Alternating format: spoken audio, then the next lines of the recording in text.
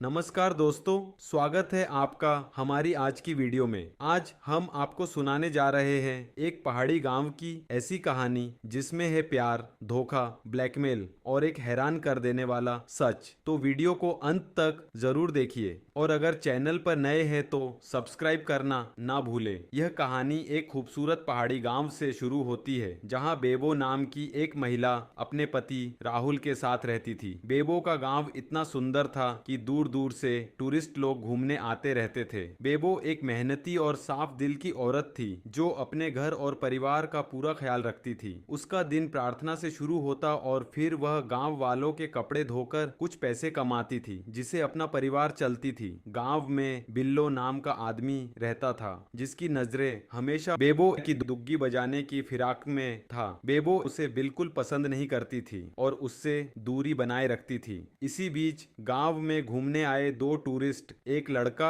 और एक लड़की, बेबो से खंडाला का रास्ता पूछते हैं। रास्ता बताने के बाद बेबो देखती है कि दोनों एक सुनसान जगह पर एक दूसरे की दुग्गी बजा रहे हैं। यह देखकर बेबो भी कामुक हो जाती है और वहीं बैठकर अपनी उंगलियों का इस्तेमाल करके तड़पती जवानी की प्यास बुझाने की कोशिश करती है। इसके बाद बेबो घर चली जाती है और अपने घर का काम करने लगती है। घर में उसका पति राहुल का एक हादसे के बाद उसके पैरों में फ्रैक्चर आ गया था, इसीलिए उसे चलने फिरने में प्रॉब्लम हो रहा था। बेबो राहुल का पूरा ख्याल रखता थी। राहुल बेबो को उदासी के साथ बताता है कि मेरे टांगों की ऑपरेशन हो गया है, फिर भी मैं चल फिर नहीं पा रहा हूँ। डॉक्टर ने थेरेपी की सलाह दी थी लेकिन पैसे की कमी से इलाज रुक गया। बेबो उसे समझाती है कि मैं जल्दी ही पैसे इकट्ठे कर लूंगी और फिर मैं तुम्हारी ऐसी थेरेपी करवाऊंगी कि तुम जल्दी ही ठीक हो जाओगे। ये बोलकर बेबो थोड़ा रोमांटिक मूड में आ जाती है और बाहर राहुल को गर्म करने लगती है। एक्सीडेंट के चलते राहुल की अंदर से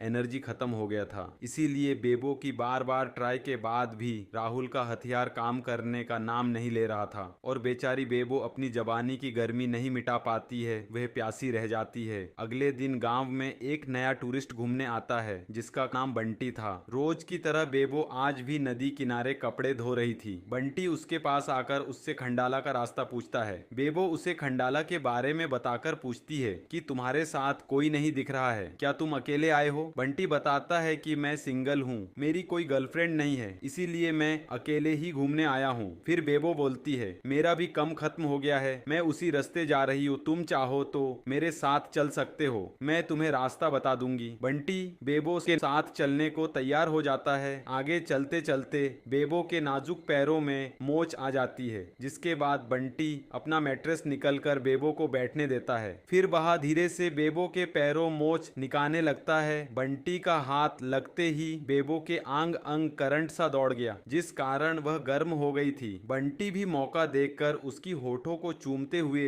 बदन के सारे कपड़े खोलकर उसकी बड़े बड़े संतरे को सहलाते हुए गुफा में खुदाई करने लग जाता है। अगली सुबह बिल्लो आकार बेबो को बोलता है मुझे तेरी सारी हकीकत पता है, मुझे एक बार तेरी लेनी है। बेबो बिल्लो को टरका कर भगा देती है। उसके बाद बंटी टहलते हुए बेबो के घर के पास आता है। बेबो उससे पूछती है कि तुम मेरे घर तक कैसे पहुंचे? बंटी बताता है कि मैंने गांव वालों से तुम्हारा घर का पता पूछ पूछ कर आ गया। बंटी को बेबो के गुफा से प्यार हो गया था। वह एक और बार बेबो उसकी दुग्गी बजाना चाहता था, इसीलिए वह यहाँ पहुंचा था। पर बेबो उसे बताती है कि मैं शादीशुदा हूँ और मेरा पति राहुल घर में है। उसकी बात सुनकर बंटी को थोड़ा सा धक्का लगा, क्योंकि उसे लगा बेबो शायद सिंगल है। बेबो बंटी को अपने पति के एक्सीडेंट के बारे में भी बताती है कि वहाँ चल नहीं सकता, इसीलिए मुझे उसका ख्याल भी रखना पड़ता है। बंटी बताता है कि वह शहर के एक मशहूर थेरेपिस्ट है और वह राहुल की मुफ्त में मदद कर सकता है। बेबो खुश होकर उसे अपने पति से मिलवाती है। वह राहुल से झूठ बोलती है कि बंटी यहाँ घूमने आया है और गांव वालों ने इसे हमारे घर भेजा है ताकि ये तुम्हारी थेरेपी कर सके। बंटी राहुल का इलाज शुरू करता है। रिपोर्ट्स देखने के बाद वह एक्सीडेंट के बारे में पूछता है। उसे बताता कि पीठ के बल एक पेड़ से गिरा था। सारी बातें सुनने के बाद बंटी राहुल की टांगों की जांच करता है। जांच के बाद बंटी बेबो के साथ घूमने लगा। घूमते घूमते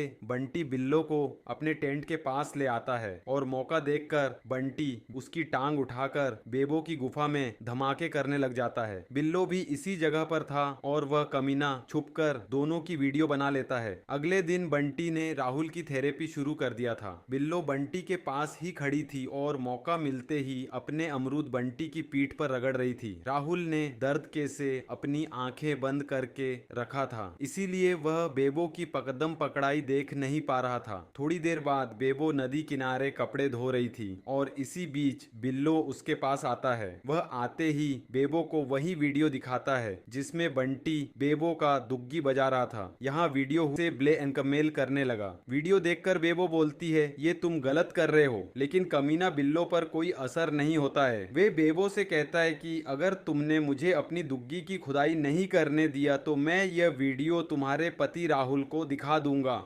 बेबो उसे समझाने की कोशिश करती है, मगर बिल्लो उसकी बात समझना ही नहीं चाहता था। फिर वह बेबो का फायदा उठाते हुए जबरदस्ती उसकी की दुग्गी बजा देता है। अगले दिन बंटी फिर राहुल की थेरेपी कर रहा था। उसकी थेरेपी काम कर रहा था, इसीलिए राहुल अब पहले से अच्छा और थोड़ा बहुत चलने भी लगा था। थेरेपी के बाद आराम करने चला जाता है, जबकि बंटी बेबो की ठुकाई करना चाहता था, इसीलिए वह बातों बातों में बेबो को गर्म कर देता है। घर के बाहर ही बंटी बेबो की गुफा में ठुकाई करने लग जाता है। रात को राहुल को नींद नहीं आ रहा था। शायद वह बेबो से कोई बात करना चाहता था, लेकिन बेबो को नींद में देखकर कुछ नहीं बोला। अगली सुबह बंटी फिर से राहुल की थेरेपी करने लगा। थेरेपी का अच्छा असर था, लेकिन फिर भी राहुल ज्यादा खुश नजर नहीं आ रहा था। शायद रात की बेबो और बंटी की गुपचुप खुदाई के बारे में पता चल गया था। दूसरे दिन बातों बातों में बंटी बेबो से पूछता है कि जब तुम्हारा पति ठीक हो जाएगा तो मेरा पत्ता कट जाएगा, क्योंकि उसके बाद तुम अपनी दुग्गी अपने पति से बजवाओगी। बेबो उसे बताती है कि मेरे पति का हथियार काम नहीं करता है, इसीलिए तुम जब जब घूमने के बहाने से गांव आओगे तब तब मैं मेरी तनबदन में लगी जवानी की आग तुमसे ही बुझवाऊंगी। बंटी को बेबो की गुफा में मजा आने लगा था, इसीलिए वह उसे अपने साथ शहर लेकर जाना चाहता था और वहीं शादी करके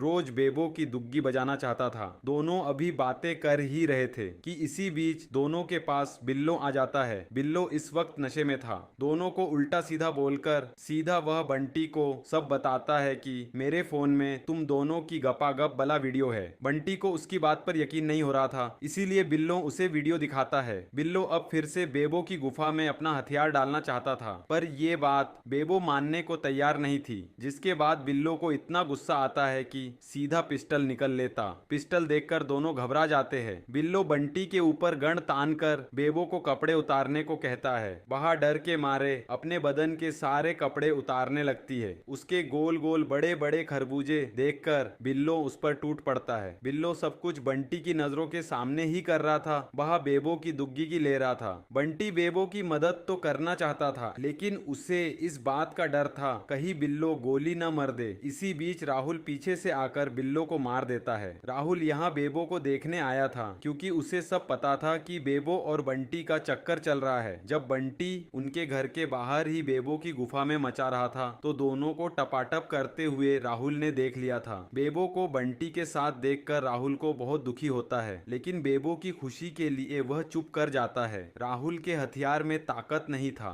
इसीलिए वह चाहकर भी बेबो की जवानी की प्यास नहीं बुझा सकता था, इसीलिए उसे बंटी के साथ देखकर भी कुछ नहीं बोलता। राहुल ने दोनों को बता दिया था कि मुझे सब कुछ पता है, लेकिन मैं बेबो की खुशी के लिए चुप था। राहुल के मुंह से सच जानकर दोनों बेहद शर्मिंदा होते हैं। दोनों को अपनी गलती का एहसास हो गया था। दूसरे दिन सुबह बंटी अपने घर जाने वाला था। जाने से पहले वह राहुल से माफी मांगता है, क्योंकि उसने उसकी बीवी का दुग्गी बजाया था। बंटी के माफी मांगने के बाद ना तो राहुल कुछ बोलता है और ना ही बेबो कुछ बोलती है। दोनों को चुप देखकर जैसे ही बंटी जाने लगा तो राहुल उसे रोककर कहता है कि तुम्हारे कारण मैं ठीक होने लगा हूँ, इसीलिए मैं तुम्हारा धन्यवाद करता हूँ, लेकिन आज के बाद यहाँ कभी मत आना और ना ही कभी बेबो से मिलने की कोशिश करना। राहुल की बात सुनकर बंटी कुछ नहीं बोलता, क्योंकि उसे भी अपनी गलती का एहसास हो गया था। वह राहुल से हाथ मिलाता है और फिर वहां से जाने लगता है। उसके जाते ही बेबो राहुल का धन्यवाद करती है, क्योंकि उसने उसकी गलती माफ कर दी थी। वह समझ गई थी कि उसे दुनिया का सबसे अच्छा पति मिला है जो उसकी खुशी के लिए चुप हो गया था। वैसे जब से राहुल चलने लगा था